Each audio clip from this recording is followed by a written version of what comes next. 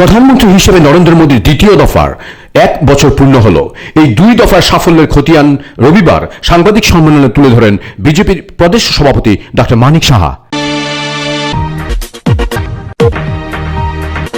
This is ABC News, HGT Live.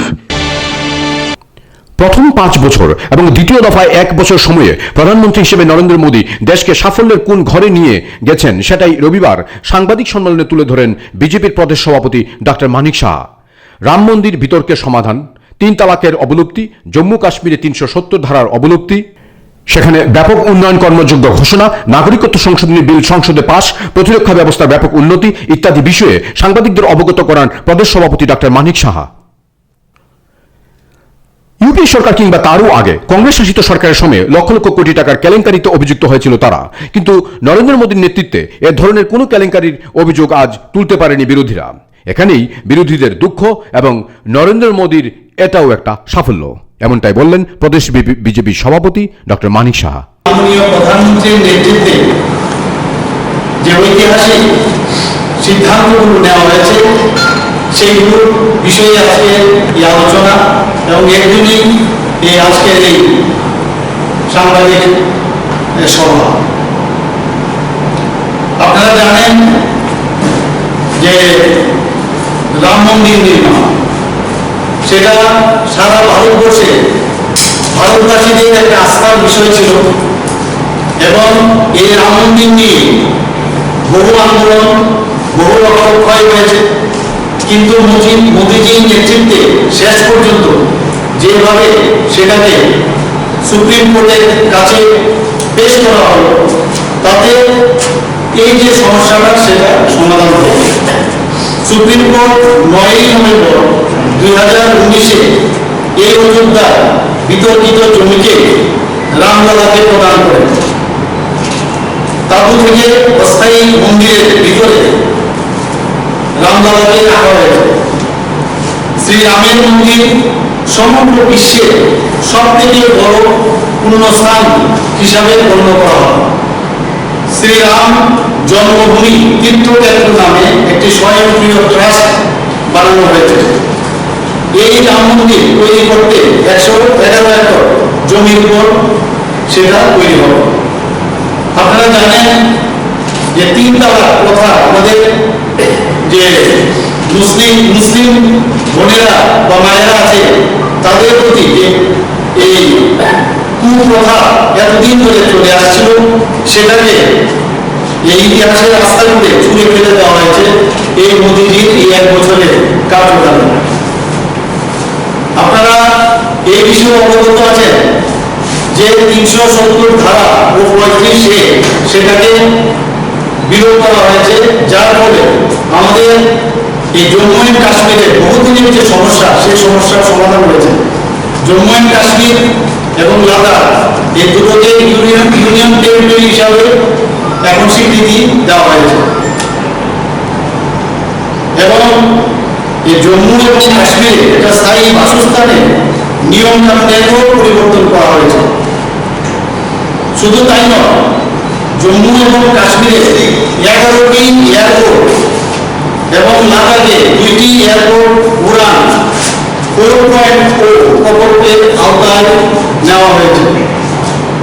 প্রধানমন্ত্রীর স্বাস্থ্য সুরক্ষা যোজনার অধীনে জম্মু এবং কাশ্মীরে 2টি এইমস এবং 9টি মেডিকেল কলেজ স্থাপন করা হবে। প্রধানমন্ত্রীর উন্নতি প্রকল্পে 68 কোটি টাকার মাধ্যমে জম্মু এবং কাশ্মীরে এই পরিবর্তন সাধন করা হবে। তাছাড়া আপনারা জানেন যে নাগরিকত্ব সংশোধনী আইন সেটা কি সংকল্প থেকে সিদ্ধি পর্যন্ত শরণার্থীরা পেল জীবনদান। 11 ডিসেম্বর 2019-এ নাগরিকত্ব সংশোধনী বিল পাস হয়েছে সংসদে। এই বিল পাকিস্তান, বাংলাদেশ এবং আফগানিস্তান থেকে ধর্মীয় কারণে যে প্রতারিত যেসব আমাদের যে শিখ, হিন্দু, জৈন, বৌদ্ধ এবং পার্সি এবং খ্রিস্টানরা ওদের নাগরিকতা দেওয়া হবে। নাগরিকত্ব সংশোধনী আইন কোনো ধর্মের ভারতীয় নাগরিককে প্রভাবিত করবে না। এছাড়া আছে দেশে সন্ত্রাসবাদ প্রসারকারীদের বিরুদ্ধে কঠোর পদক্ষেপ, বেআইনি গতিবিধি সংশোধন বিধেয়ক সর্বসম্মতিক্রমে সংসদে পাস হয়েছে। আপনারা জানেন যে এইসব সন্ত্রাসবাদীদের কারণে আমাদের ভারতবর্ষে কি অসুবিধার সৃষ্টি হচ্ছিল।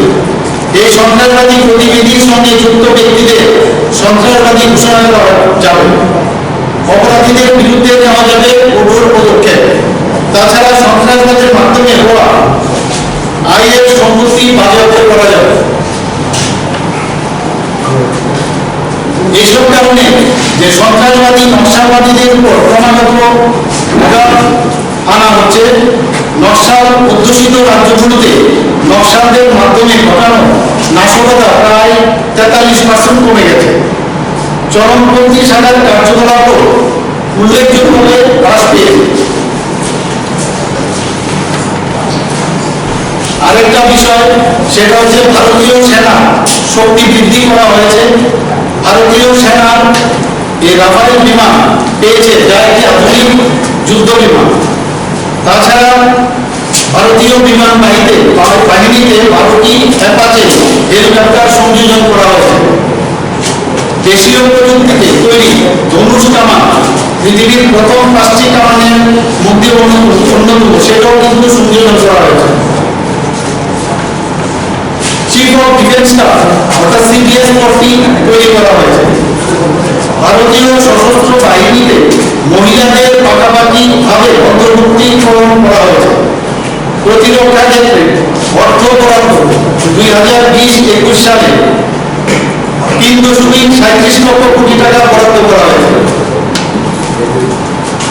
তাছাড়া আপনারা সবাই অবগত আছেন যে পৃথক জল শক্তি মন্ত্রণালয় গঠন করা হয়েছে। প্রতি ঘরে নলের মাধ্যমে জল দেওয়ার প্রতিশ্রুতি পূরণ। দেশে প্রথমবার জলশক্তি মন্ত্রক গঠন করা হয়েছে এবং তাতে 2024 সালের মধ্যে প্রতিটি ঘরে পানীয় জল অবশ্যই পৌঁছবে। পানীয় জলের পাশাপাশি সেচেরও ব্যবস্থা উন্নতি করার ব্যবস্থা রাখা হয়েছে।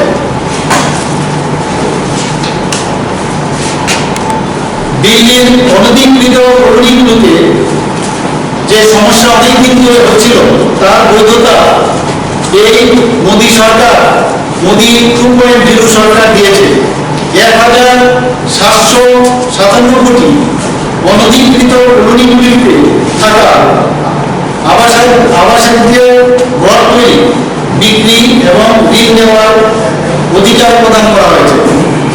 প্রায় 40 লক্ষ মানুষকে ন্যূনতম হারে দেওয়া হয়েছে নিজের ঘরের মালিকানা অধিকার। তাছাড়া আপনারা জানেন যে রিয়াং শরণার্থী সমস্যা, যেটা ত্রিপুরা অনেকদিন ধরে হচ্ছিল, সেটা একটা স্থায়ী সমাধান এই মোদী সরকারের নেতৃত্বে সেটা সম্ভব হয়েছে। আসামের বড় সমস্যার সমাধান হয়েছে। একটি ঘটনা যেটি একেবারে প্রকাশ্যে চলে এসছে, সাংবাদিকদের মুখোমুখি করে প্রধান দলের বদনাম করছে, আপনাদের ভাষায় আমাদের ভাষায় দলের অভ্যন্তরীণ কথাগুলো প্রকাশ্যে বলছে। গত 1 জুন আপনার একটি বিবৃতি সামাজিক মাধ্যমে ছড়িয়ে পড়েছে। বিষয়টা ছিল একেবারে পার্টির অভ্যন্তরীণ একটি কাগজ। এই কয়েকটি বিষয় আপনি কিভাবে ব্যাখ্যা করতে চান?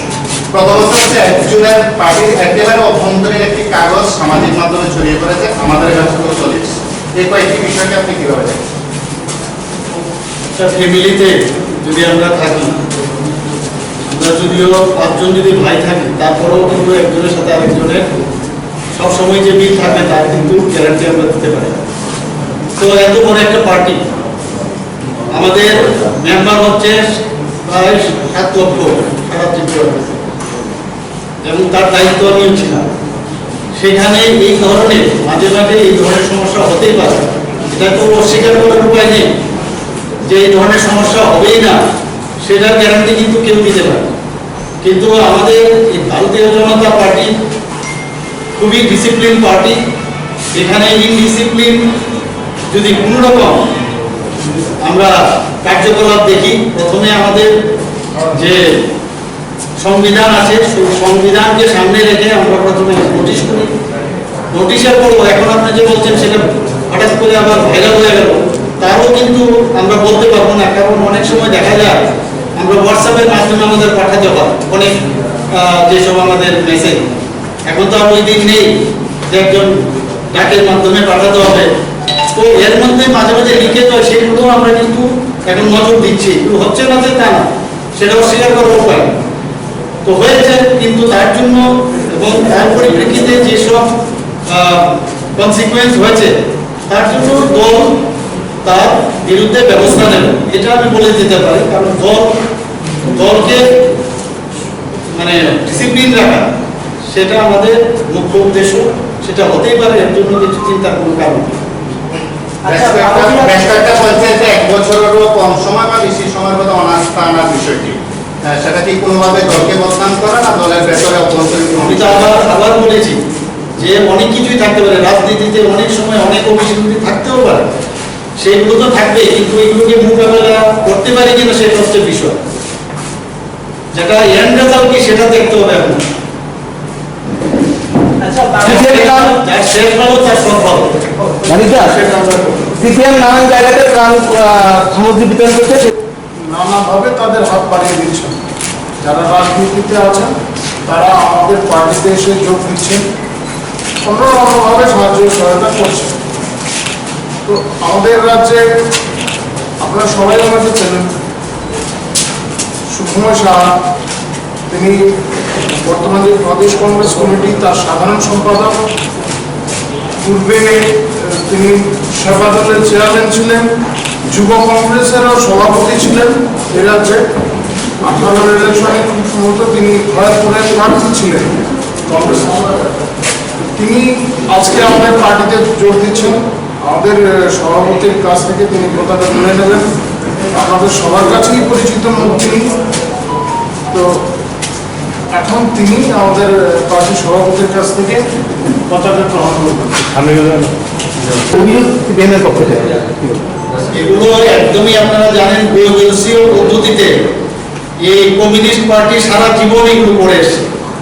ওরা এখন পাওয়ারে নেই, পাওয়ারে যেহেতু না থাকাতে আপনারা জানেন 77-78-এ ওরা কিভাবে ক্ষমতায় এসছে, তারপর থেকে পাওয়ারের প্রতি ওদের ক্রেজিনেসটা কিরকম।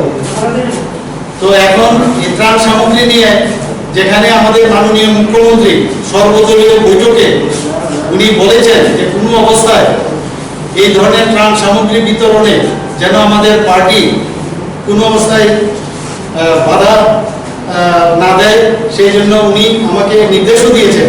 উনি আমাকে বলেছেন, নির্দেশ মানে উনি আমাকে বলেছেন, রিকোয়েস্ট করেছেন আপনি একটু দেখুন ওই সর্বদলীয় বৈঠকে আমাদের।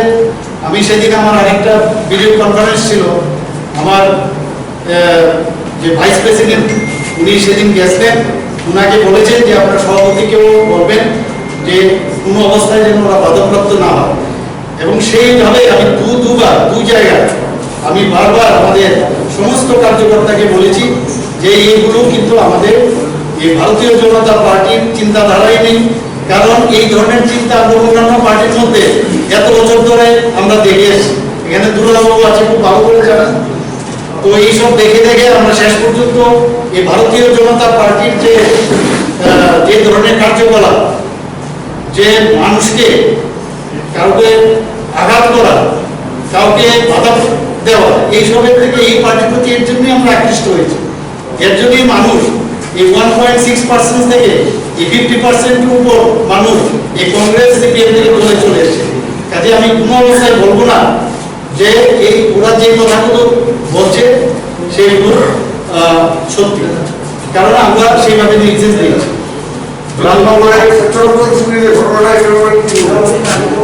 সেটা স্বেচ্ছারক্ত শিবিরের সেটা ঘটনাটা আপনারা অনেকে জানেন যে ভদ্রমহিলা, আমি যা শুনেছি যে ভদ্রমহিলা উনি যখন এই ব্লাড ডোনেশন চলছিল তখন উনি আবার ওই স্কুলেরই কমিটির একজন মেম্বার, উনি ভিতরে গেছেন, যাওয়ার পরে যে কি ব্যাপার তো এখন লকডাউনের সময় যেখানে সোশিয়াল ডিস্টেন্সিং দরকার উনি জিজ্ঞেস করতে গেছেন, উনি তো আমরা জানি না কে এসে, যাওয়ার পরে ওনাকে মারধর করল।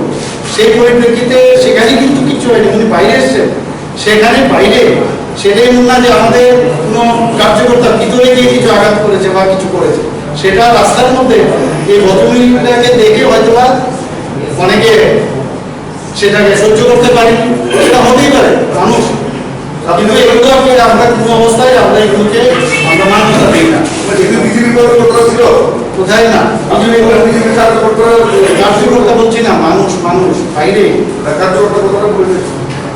কার্যকর্তা বলিনি। বাবুমিয়া মন্ডল সর্বোচ্চ থেকে সবুজ করেছিলেন, আর্থিক উদয় চলে গেছে, ওনার উত্তর কি পেয়েছে? উত্তর আমরা পেয়েছি, আমরা দেখছি এই বিষয়টা, এবং শেষ পর্যন্ত যা আমাদের যে সংবিধান যা বলে সেখানে দেখে আমরা যা উত্তর কি স্যাটিসফ্যাক্টরি মানে আপনাদের? সেটা আপনার ইন্টারনাল ম্যাটার না, সেটা আমি প্রকাশ্যভাবে বলবো না। যখন সেটা আমরা বলবো তখন আপনারা জানতে পারবেন what we have done, that you will come to know, and you will do something, because if there is any wrong thing that have been done by these people, we will take the action. বাবুমিয়ার বিধায়কের বিরুদ্ধে কিছু অভিযোগ আছে, উনিও নাকি মানে দল বিরোধী কাজই করছেন, মানে সচল পোষণ করছেন, ইয়ে হচ্ছে। এগুলো আমরা দেখি, এগুলো আমাদের নজরদারি থাকে, এগুলো আমরা আলোচনা করি, কারণ এগুলো আমরা বলবো না এখন যে এটা উনি ঠিক করছেন কি ঠিক করছেন না, আমরা তো বলবো এখানে সবাই ভালো কাজ করছেন। এবং অনেক সময় অনেকে এই ধরনের আপনারা জানেন যে অলরেডি বিরোধী দল আছে, ওগুলো উস্কিয়ে দেয় ওরা নানাভাবে, এগুলোকে নানাভাবে ওরা আমাদের সামনে বা আপনাদের সামনে উত্থাপন করেন এটাকে কনফিউজ করার জন্য।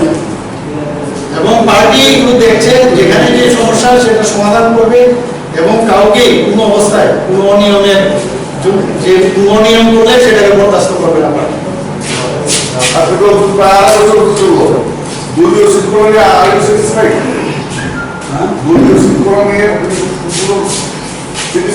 আমি তো এলাম জানুয়ারি মাসের শেষের দিকে, আমি আসার পরে রাশ ধরছি, এখন দেখা যায় কোনো জিনিস nobody is satisfied in this world, satisfaction is infinity, try করছি, চেষ্টা করছি, এবং ভারতীয় জনতা পার্টির স্যাটিসফ্যাকশন কিন্তু কেন্দ্র থেকে আসে। আমাদের সিস্টেমটা এইরকম, স্যাটিসফ্যাকশনের কোনো স্থান নেই, সেটাকে ঠিক রাখাটাই আমাদের কর্তব্য, সেটা করবোই আমরা একদম সবই একদম 100%, সেটা কোনোদিনই সম্ভব হবে, কিন্তু সেটা করবো। এই কথাটা আপনাদের সামনে এই প্রথম আমি সাংবাদিক সম্মেলন আপনাদের সামনে করছি, আমার ভালো লাগছে। আপনাদের মধ্যে অনেকে আমার পরিচিত ব্যক্তি, কিন্তু এই সুময়বাবুর মতো ব্যক্তিত্ব বুঝে গেছে যার কোনো পার্টি করে লাভ হবে না, কারণ রাষ্ট্রবাদী চিন্তাধারা একমাত্র ভারতীয় জনতা পার্টি এই দেশকে সামনে এগিয়ে নিতে হবে। সবাই আসতে হবে, সবাইকে আসতে হবে, আর কোনো পার্টি নেই, থাকবেও না। একটু আগে সাংবাদিক বন্ধু বলছিলেন যে বড় সড়ক ধস নামবে কিনা, ধস তো আগেই নেমে গেছে, আগেই চলে এসেছে, আর বাকি অবশিষ্ট 2-4 জন আছে, ওরাও চলে আসবে, আর কিছু করার নেই। তাহলে আপনি যেভাবে বলতেছেন শৃঙ্খলার চেষ্টা করছেন দলটাকে আপনি কমান্ড হওয়ার পর, তাহলে কি আমরা ধরে নিতে পারি যে বামুনিয়া বিধায়ককে আর এই বামুনিয়ার মন্ডল সভাপতিকে সাসপেন্ড করে আপনি একটা বাসায়? সেটা আমি আবার বলছি, আমাদের ইন্টারনাল ম্যাটার, আমরা কি করছি যখন করবো আপনারা জানবেন। স্যার আরেকটা কথা, আপনি প্রধানমন্ত্রী যে কাজগুলি করেছেন তার মধ্যে বলেছেন রিয়াং শরণার্থীর জন্য যে কাজগুলি করেছেন আপনাদের মাধ্যমে কাজের সুযোগ তৈরি করার জন্য 6,000 কোটি টাকা বরাদ্দ করা হয়েছে। কৃষকদের অবকাঠামো ত্বরান্বিত করতে 1 লক্ষ কোটি টাকা ঘোষণা করা হয়েছে। সূক্ষ্ম খাদ্য উদ্যোগী সংস্থানের জন্য 10,000 কোটি টাকা বরাদ্দ করা হয়েছে। ঔষধি বৃক্ষ প্রতিপালনের জন্য 4,000 কোটি টাকা বরাদ্দ করা হয়েছে। প্রধানমন্ত্রী মৎস্য সম্পদ যোজনার 20,000 কোটি টাকা বরাদ্দ করা হয়েছে। মৌমাছি প্রতিপালনের জন্য 500 কোটি টাকা বরাদ্দ করা হয়েছে। পশুপালন পরিকাঠামো উন্নয়নে 15,000 কোটি টাকা বরাদ্দ করা হয়েছে। প্রাণী রোগ প্রতিরোধে যে টিকা দেওয়া হবে সেই জাতীয় প্রকল্পে 13,343 কোটি টাকা বরাদ্দ করা হয়েছে। তাছাড়া আপনারা জানেন যে এক দেশ এক রেশন কার্ড চালু করা হয়েছে। রেগা প্রকল্পে অতিরিক্ত 40,000 কোটি টাকা বরাদ্দ করা হয়েছে। আর 200 কোটি টাকা পর্যন্ত বিশ্বব্যাপী টেন্ডারকে প্রত্যাখ্যান করা হয়েছে, মানে এর উপরে কত 200 কোটি টাকার উপরে, যেটা আত্মনির্ভর ভারতের জন্য অত্যন্ত দরকার, যে তারা টেন্ডারে কম্পিট করতে পারবে না। তো 1 বছরে যে মোদিজির 2.0 সরকার কি কি করলেন তার একটা রূপরেখা আপনাদের সামনে আমি তুললাম এবং আপনারা জানেন যে আমাদের এই আত্মনির্ভর ভারতের জন্য যে শেয়ার মানি আমরা ত্রিপুরাতে পাবো সেটা আমাদের মাননীয় মুখ্যমন্ত্রী এবং আমাদের মাননীয় উপমুখ্যমন্ত্রী তথা আমাদের অর্থমন্ত্রী উনি এই ব্যাপারে আপনাদের এই প্রেস কনফারেন্সের মাধ্যমে উনি বলেছেন। তো পরিশেষে আমার একটাই কথা যে ভারতের সুযোগ্য নেতৃত্বের অধীনে রয়েছে ভারতবাসী, বিশেষ করে আমরা ভারতীয় জনতা পার্টির কার্যকর্তা হয়ে গর্বিত বোধ করছি এবং বলতে পারি we are in safe hand, আমরা সবাই সুরক্ষিত। নমস্কার। সক্ষম হয়েছে এই পরিস্থিতিতে আমরা যারা ভারতবর্ষে আমরা যারা আমাদের দেশকে ভালোবাসি আমি মনে করি আমাদের তাছাড়া লকডাউনে বিপদগ্রস্তদের দেওয়া হলো দ্রুত সাহায্য, সেটা কিভাবে 1.70 লক্ষ কোটি টাকা প্রধানমন্ত্রী গরিব কল্যাণ যোজনা ঘোষণা করা হয়েছে। 80 কোটি গরিবের জন্য 5 কেজি করে অতিরিক্ত গম চাল ডাল দেওয়ার ব্যবস্থা করা হয়েছে। উজ্জ্বলা যোজনার সুবিধাভোগীদের 3 মাস পর্যন্ত বিনামূল্যে গ্যাস সিলিন্ডার সরবরাহ করা হয়েছে। জনধন যোজনা মহিলা অ্যাকাউন্ট হোল্ডারদের 3 মাস পর্যন্ত 500 টাকা করে সহায়তা করা হচ্ছে। রেখা শ্রমিকদের মজুরি বৃদ্ধি করা হয়েছে। বৃদ্ধ, বিধবা এবং দিব্যাঙ্গদের 3 মাস পর্যন্ত অতিরিক্ত 1000 টাকা করে ভাতা প্রদান করা হয়েছে।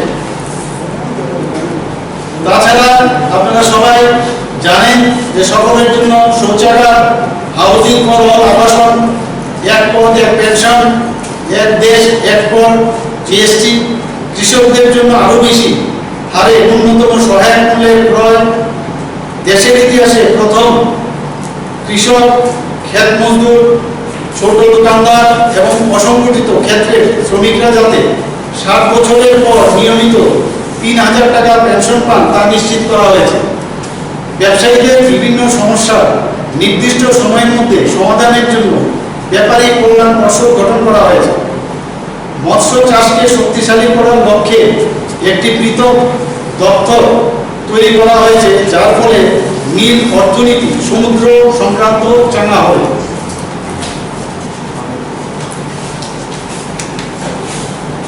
আপনারা জানেন যে আমরা সারা ভারতবর্ষ তথা সারা পৃথিবী এবং ত্রিপুরাতেও আমরা এই যে কোভিড-19 থাবাতে আমরা সবাই ভুগছি এবং তার ফলে যে অর্থনৈতিক দুরবস্থা হয়েছে সেটাকে সুদৃঢ় করার জন্য প্রধানমন্ত্রী শ্রী নরেন্দ্র মোদীজি দেখলেন যে যে দেশের মধ্যে কোনোদিন কখনো একটা পিপিই কিটস তৈরি করা সম্ভব হয়নি বা N95 এই মাস্ক তৈরি সম্ভব হয়নি, সেটা আজকের তারিখে আমাদের ভারতের যারা এই ক্ষুদ্র শিল্পতে যুক্ত আছেন তারা এখন ডেইলি এগুলো বানাচ্ছেন।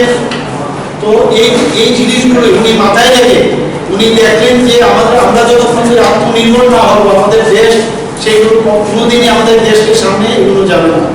তার জন্য উনি 5টি স্তম্ভ অর্থনীতি, পরিকাঠামো, সিস্টেম, জনসংখ্যা এবং চাহিদা এই 5টা স্তম্ভের উপর ভিত্তি করে উনি আত্মনির্ভর ভারত যেখানে 20 লক্ষ কোটি টাকা যে স্যাংশন উনি দিয়েছেন এবং পরবর্তী সময়ে আমাদের যে অর্থমন্ত্রী নির্মলা জি সেই বিষয়ে আরো বিশদভাবে আলোচনা রেখেছেন।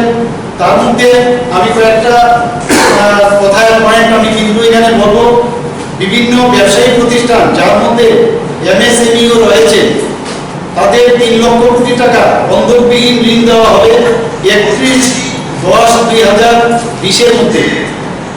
MSMEদের আর্থিকভাবে সাহায্য করার জন্য 20,000 কোটি টাকা অন্তর্ভুক্ত ঋণ দেওয়া হবে। ফান্ডের মাধ্যমে MSME-কে 50,000 কোটি টাকা ইকুইটি দেওয়া হবে। 3 মাসের জন্য MSME কর্মচারীদের EPF সমর্থন বাবদ 2,500 কোটি টাকার সংস্থান রাখা হয়েছে। যুদ্ধে দেওয়া হলো বিশেষ সুরক্ষা কবচ। মহামারী ও সংশোধনী অধিনিয়ম 2020 হলো লাগু। ডাক্তার এবং স্বাস্থ্যকর্মীদের উপর হামলা হলে জামিন প্রযোজ্য অপরাধ হিসাবে গণ্য করা হবে। 7 বছর পর্যন্ত কারাদণ্ড এবং 5 লক্ষ টাকা পর্যন্ত জরিমানার ব্যবস্থা রাখা হয়েছে। সম্পত্তির যদি ক্ষতি হয়, দোষীদের কাছ থেকে বাজার মূল্যে দ্বিগুণ অর্থ আদায় করা হবে। ভারত মহাকাশ বিজ্ঞানে একটি শক্তিশালী রাষ্ট্র হিসাবে উঠে এসেছে। সবাই আমরা অবগত আছি যে চন্দ্রযান-2 সফলতার সাথে উৎক্ষেপণ হয়েছে। রাশিয়া, আমেরিকা এবং চীনের পরে ভারত সমগ্র বিশ্বে মহাকাশ বিজ্ঞানের চতুর্থ শক্তিশালী দেশ। সর্বশেষ যোগাযোগ উপগ্রহ GSAT-30 সফলতার সাথে উৎক্ষেপণ হয়েছে।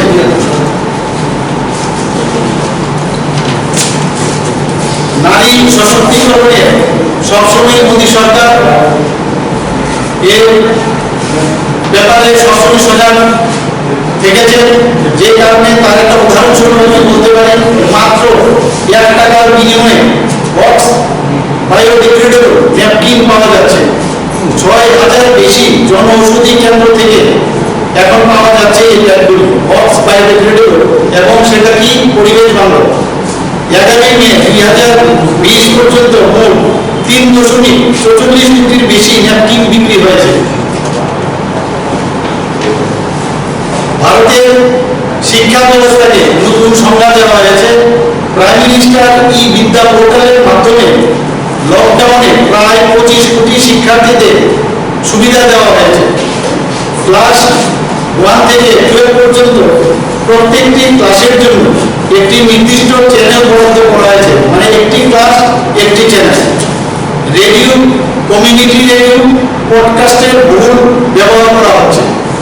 এনসিআরটি শিক্ষার্থী ও শিক্ষকদের জন্য মোট 28টি অনলাইন কোর্স এনেছে ক্লাস 9, ক্লাস 11 এবং 12 এর জন্য। Bureau report, ABC news, AGT live.